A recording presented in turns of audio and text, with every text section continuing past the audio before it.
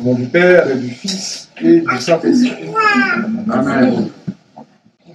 La semaine dernière, pour marquer un peu l'entrée dans le grand carême, j'évoquais ici même la méthode, la méthodologie que l'Esprit utilise, que le Christ nous livre pour nous préparer en prenant appui, non pas sur des paraboles, non pas sur des symboles ou des modèles, mais sur des scènes, des épisodes qui ont eu lieu, véritablement eu lieu. Parfois, on connaît même les noms des participants, comme l'aveugle Bartimée.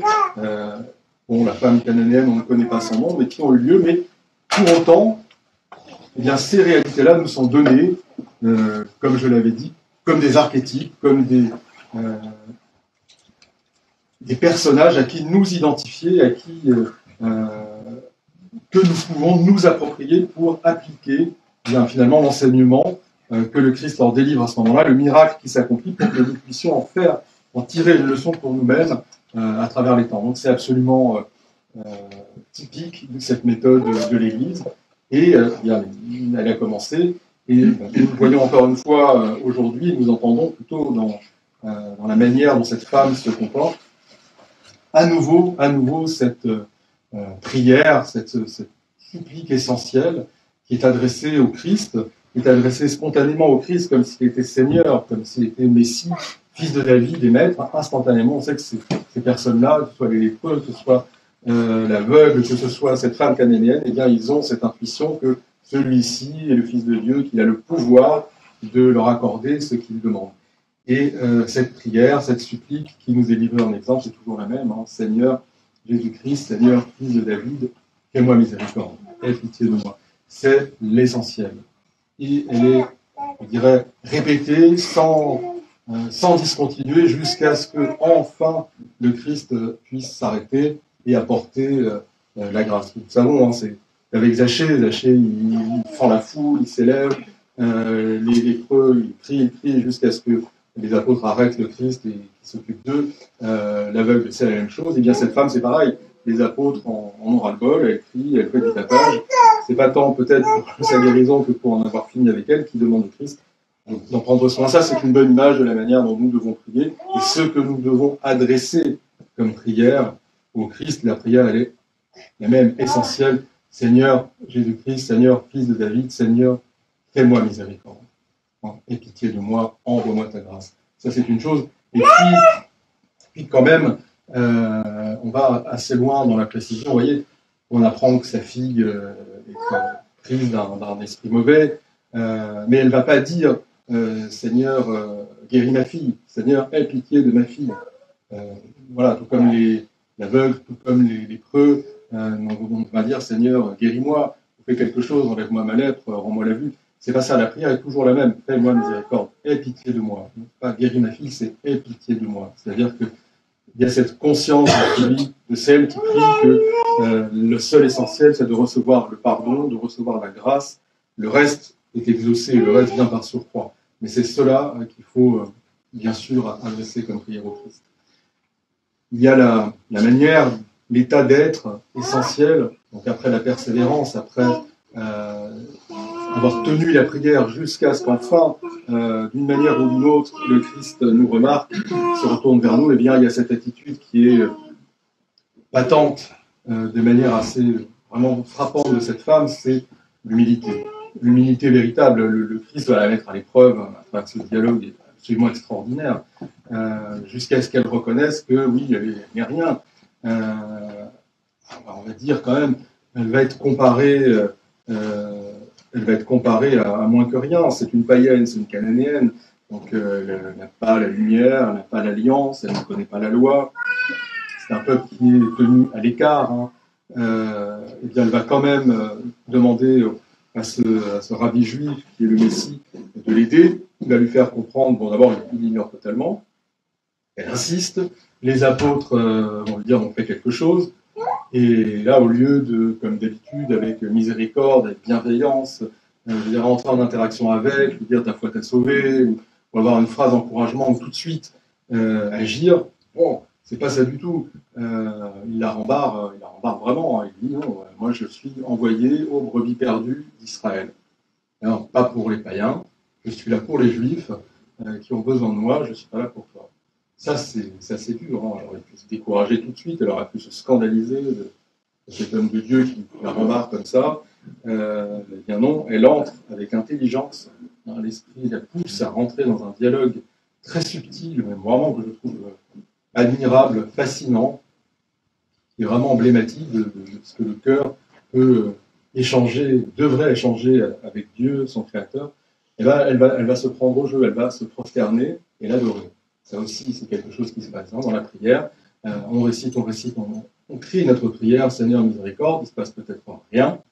On se dit qu'on n'est pas du tout au niveau, et bien tant pis, on se prosterne et on adore. Ça, au sens littéral, comme au sens figuré, vous le comprenez bien, c'est tout à fait ce que l'on fait pendant le carême, c'est un peu codifié avec la prière de Saint Éphrem, mais dans notre vie spirituelle, c'est ce qui doit être fait dans l'Église, c'est ce que l'on fait aussi. Et alors le Christ lui parle, et bon, le fait de la traiter d'extérieur à Israël, il passe sur un autre registre, il lui dit « n'est pas bien de prendre le pain des enfants, hein, les enfants c'est le peuple d'Israël qui a reçu l'alliance, et de le jeter aux chiens. » Voilà. Elle passe un cas, elle est traitée de chienne en fait, ce qui est quand même pas très agréable, on imagine, il a scandalisé. Là encore, elle aurait pu vraiment réagir d'une manière ou d'une autre négativement, et bien elle se prend au jeu, elle comprend ce que le Christ dit pour que l'on puisse nous aussi comprendre la famille. C'est vrai, Seigneur, je ne suis pas l'un de ces enfants qui méritent la grâce, qui a eu la révélation et pour lesquels tu es venu. Mais si je suis équivalent d'un chien, alors donc je suis quand même dans la maison, je suis quand même dans le foyer. C'est Saint Jean Chrysostome qui nous fait remarquer ça. C'est son homélie sur cet évangile, je pense pour moi la plus lumineuse, la plus claire sans doute.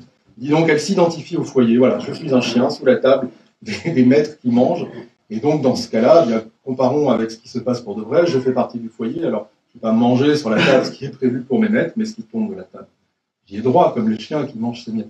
Quelle image et quelle humilité de cette femme. Elle est rentrée dans cette compréhension. Pour nous, c'est important aussi, parce que les choses divines, les choses spirituelles, le plan du salut, tout ce que cette pensée divine, on la voit dans la nature. Hein. C'est des choses très naturelles, c'est pas des choses très compliquées. Cette image, elle est vraiment claire et nette. Donc, il y a accès à la grâce de cette manière.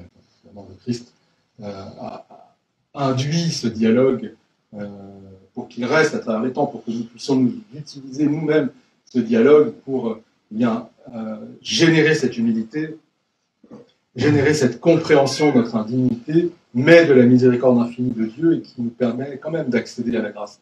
Ça, c'est extraordinaire. Et voilà, il établit publiquement cette foi, il dit, voilà, ta femme, ta foi est très grande, et à l'instant même, la fille est sauvée. C'est intéressant, l'image de la fille, non, elle est vraiment une fille qui était vraiment possédée par un démon, mais les pères qui ont commenté cet évangile nous disent aussi, voilà, la femme, c'est nous-mêmes, c'est et sa fille, la fille, c'est l'âme de la personne. Donc cette personne qui est nous, à l'entrée du carême, comme ça, eh bien, a conscience que notre âme, eh bien, elle est enchaînée par le péché, elle est aux prises avec le démon, c'est-à-dire qu'elle ne nous appartient plus, elle est souillée par le péché, elle est éloignée de Dieu. Il y a d'abord cette conscience de cet état de notre âme. Ensuite, il y a ce mouvement vers le Christ et la prière qui lui est adressée sans relâche, en l'adorant, quelle que soit la non-réponse, l'inattention apparente qui nous porte, nous nous prosternons, Seigneur, fais-nous miséricorde, Seigneur, fais-nous miséricorde. Et enfin, l'humilité de se dire, je suis complètement indigne.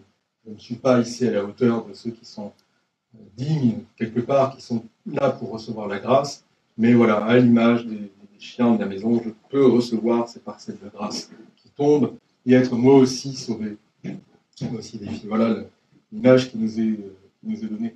À travers ça, il y a quelque chose qui me fascine tout à fait, parce que sur cet évangile qui est comparable quand même, je trouve, à l'hémorroïs qui va toucher le Christ au milieu de la foule, comme ça, en cachette, tout indigne qu'elle se sent, et le Christ dit, une force est sortie de moi, et hop, elle a certainement guéri.